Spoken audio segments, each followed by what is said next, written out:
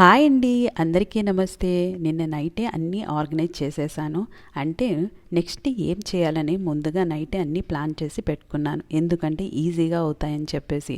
అలా చేయడం వల్ల ఏమంటే టైం అయితే బాగా సేవ్ అవుతుంది. అందుకని చెప్పేసి ముందుగా రాగిజావ, అలాగే సబ్బాక్షితో ఉప్మా చేశాను. అలాగే పాలకూర పప్పు కూడా చేసేసాను. ప్రాబ్లం వస్తే చాలు, మనం ఎప్పుడు ప్రాబ్లం ఎందుకు వచ్చింది అని చెప్పేసి ఆలోచిస్తాం. కానీ ఆ ప్రాబ్లంకి సొల్యూషన్ ఏంటనేది ఎప్పుడూ ఐడెంటిఫై చేయం. కానీ ఆ సిచ్యువేషన్ బట్టి ప్రాబ్లం వల్ల మనం అలాగా ఆలోచిస్తూ ఉంటాము. అయితే మా నాన్న ఏం చెప్తారంటే, ప్రాబ్లం వచ్చిందని బాధపడకూడదు, దానికి ఏమైనా సొల్యూషన్ ఉందని చెప్పేసి బాగా ఆలోచించాలి. అయితే ప్రతి కథకు ఒక ఎండింగ్ ఉన్నట్టు ప్రతి ప్రాబ్లంకి కూడా ఒక సొల్యూషన్ ఉంటుంది. దేవుడు ఊరికే ఏమీ ఇవ్వరని చెప్పేసి చెప్తూ ఉంటారు. అందుకే ప్రాబ్లమ్స్ ఊరికే ఇవ్వరు, అవన్నీ ఫేస్ చేస్తేనే మనం లైఫ్లో మనం ఈజీగా అన్నీ ఫేస్ చేయగలమని చెప్పేసి మా నాన్నగారు అయితే ఎప్పుడూ చెప్తూ ఉంటారు. అందుకే ప్రాబ్లం వచ్చిందని ఎప్పుడూ బాధపడరు.